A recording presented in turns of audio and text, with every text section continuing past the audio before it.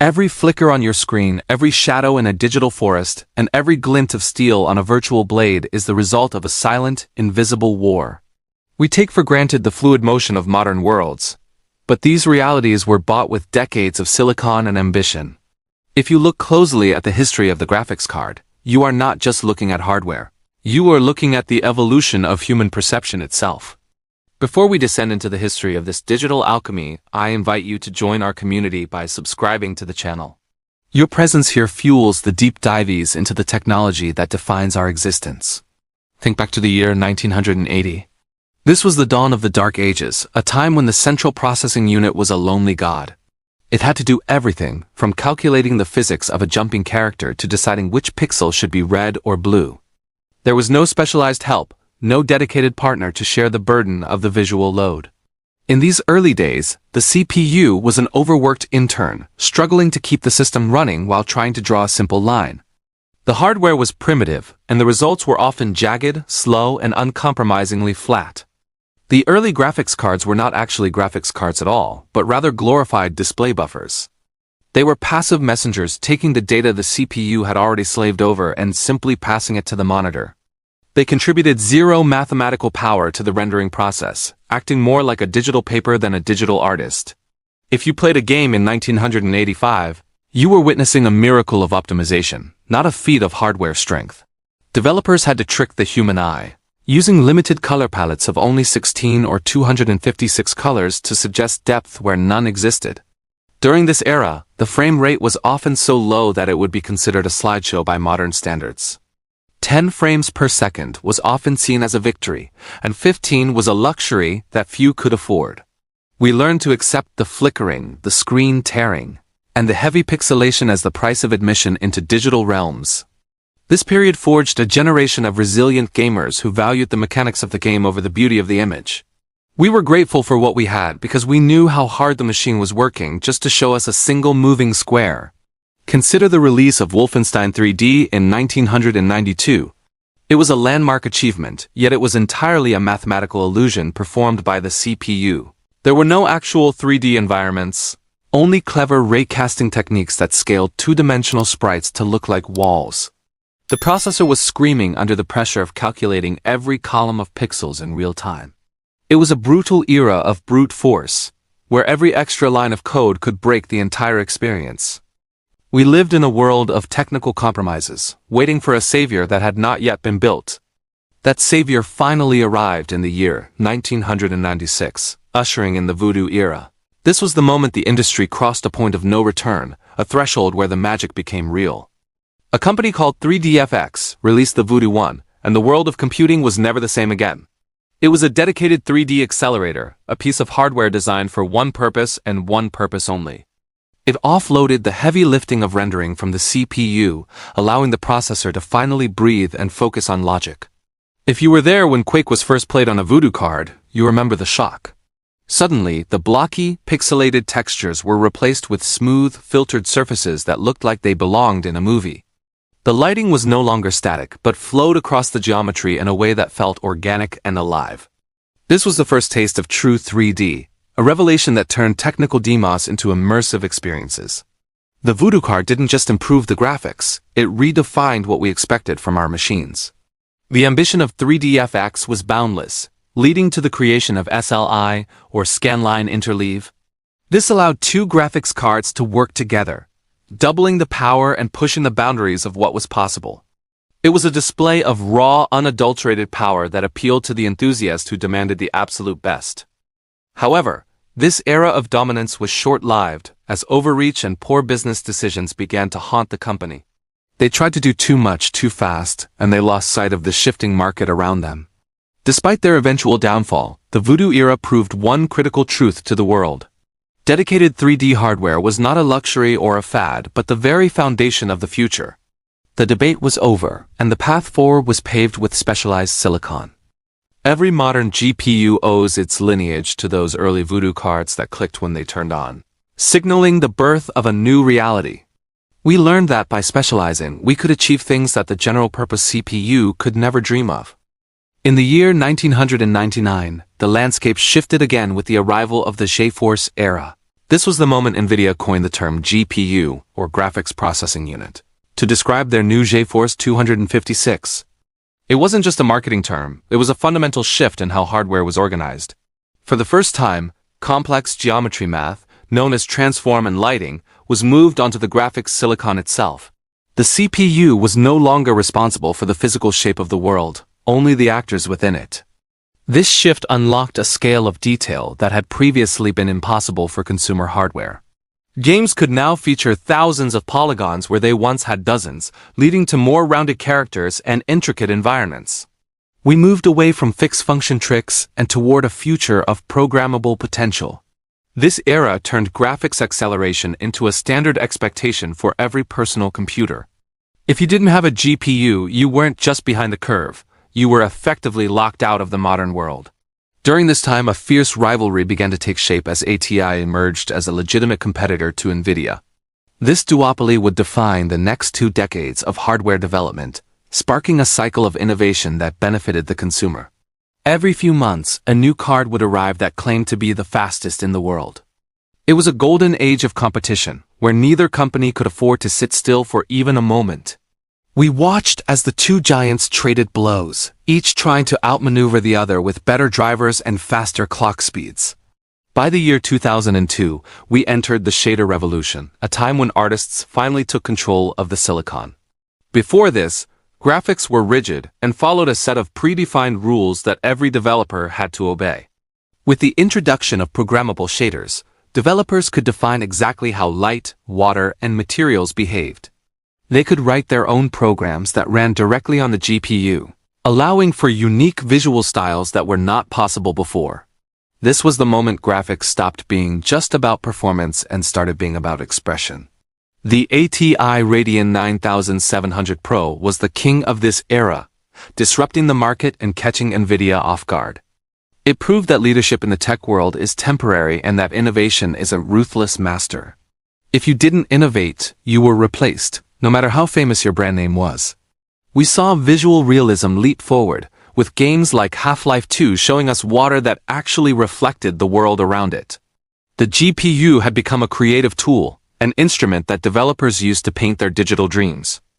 Nvidia learned a hard lesson during this time with the launch of the GeForce FX series, which was plagued by heat and noise. It was a reminder that raw power is useless if it cannot be managed effectively. They had to go back to the drawing board to find a balance between performance and practicality. This struggle led to a more refined approach to hardware design, focusing on efficiency as much as speed. The shader revolution taught us that the way we draw a pixel is just as important as how fast we can draw it. As we moved into the year 2006, the HD era began, and the GPU finally grew up. This period was defined by unified shaders, where the hardware could dynamically allocate its resources to whatever task was most urgent. Whether the GPU needed to calculate complex lighting or intricate geometry, it could shift its power on the fly. This was the era of the legendary GeForce 8800 GTX, a card so powerful it remained relevant for years. It was the yardstick by which all other hardware was measured, a true icon of its time. The HD era also saw GPUs expand their horizons beyond the world of gaming and into the realm of general compute. We started using these massive parallel processors for video editing, scientific research, and professional rendering. The graphics card was no longer an optional accessory for gamers. It had become foundational to the modern workstation. We saw the rise of CUDA and other technologies that allowed the GPU to solve problems that would take a CPU weeks to finish. The machine was learning to do more than just draw, it was learning to think. However, this growth came with a cost, specifically in the form of power and heat. Flagship cards became massive, requiring dedicated power cables and sophisticated cooling systems to stay functional. We saw the rise of the enthusiast culture, where building a PC was as much about thermal management as it was about frame rates. Nvidia delivered incredible performance, but often at the cost of high temperatures, while AMD established a reputation for longevity. This era matured the industry, turning it into a professional landscape where every watt of power was carefully accounted for. By the year 2012, we entered the modern GPU wars, a time of peak architectural efficiency. This was a period where we saw unprecedented jumps in performance per watt. giving us champions like the GTX 1080 Ti. These cards were so well engineered that they earned a cult status, remaining in people's systems for over half a decade. We felt like we were living in a golden age, where hardware was powerful enough to outlive entire console generations.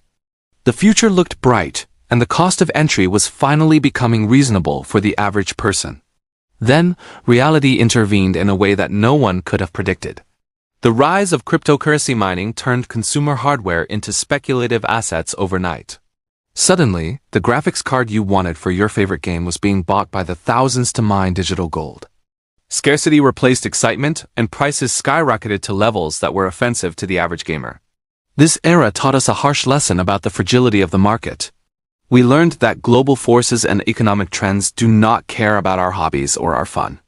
The struggle for hardware became a defining characteristic of this period, creating a divide between those who had the means and those who did not. It was a dark time for the community, as the joy of an upgrade was replaced by the frustration of out-of-stock notices.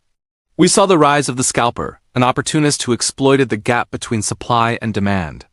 This era forced us to reconsider our relationship with technology, reminding us that we are at the mercy of a complex global supply chain. The golden age had met the crunch, and the scars would remain for a long time. In the year 2018, the RTX revolution arrived, and AI joined the render pipeline. Nvidia introduced the world to ray tracing, a technology that had been the holy grail of graphics for decades. It allowed for the simulation of light in real time, creating shadows and reflections that were physically accurate. However, this level of realism came with a massive performance hit, one that raw hardware could not overcome alone. To solve this, Nvidia turned to artificial intelligence and upscaling technologies like DLSS. This changed the very philosophy of how we measure performance. We were no longer just looking at how many pixels the hardware could push, but how well the AI could reconstruct the image. It sparked a massive debate in the community about what is real and what is synthetic. If an AI makes a frame look real enough to fool your eyes, does it matter if the hardware didn't actually render it?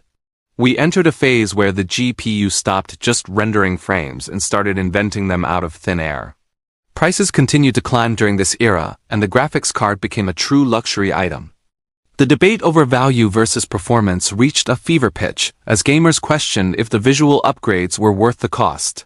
Yet, despite the controversy, there was no denying that the images were becoming indistinguishable from reality in some cases. We were witnessing a merger of computer science and neural networks, a partnership that would define the future of all visual media. The GPU had evolved into an AI processor that happened to play games. Now we stand in the current era, a time of excess, intelligence, and a fair amount of uncertainty.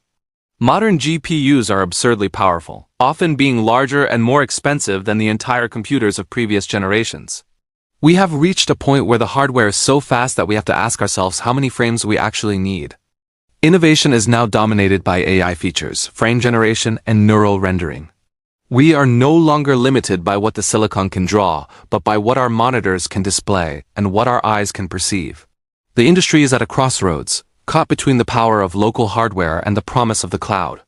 We see AMD making a strong resurgence with their own unique architectures, and Intel finally making a tentative return to the high-end market. The competition is healthy, but the complexity of the products has never been higher. We are living in a world where your graphics card is a supercomputer in its own right, capable of tasks that were science fiction just a decade ago. It is a time of incredible potential, but also a time of reflection on where we go from here.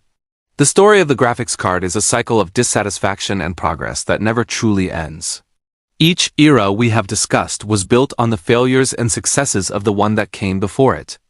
We are driven by a human desire for more, for better, and for a more perfect representation of the worlds we imagine. The hardware changes, the brand names rotate, and the arguments repeat themselves on every forum across the internet. But through all of it, the chase remains the same because in the world of technology, standing still is the same as moving backward. As you look at your own screen today, think about the decades of struggle that went into every single pixel. This journey from the dark ages to the AI-driven present is a testament to human ingenuity and our refusal to accept good enough. We have turned math into magic, and silicon into windows to other worlds. It is a reminder that even the most complex problems can be solved if we are willing to dedicate enough time and resources to them. The GPU is not just a part of your computer, it is a monument to our collective ambition to see clearly. What can we learn from this long and often turbulent history? Perhaps the most important lesson is that growth often comes from the moments when we are most limited. The developers of the 80s created masterpieces within the tightest constraints, teaching us the value of creativity.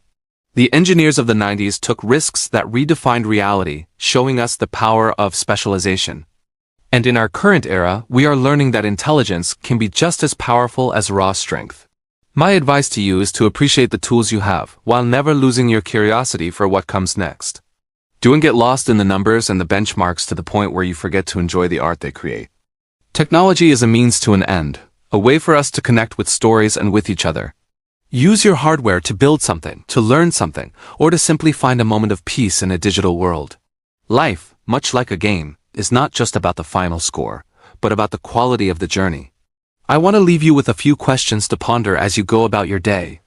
When you look at a digital image, do you care if it was made by a machine or by an algorithm? Does the constant need for faster and better hardware actually make our lives better, or does it just keep us on a treadmill of consumption?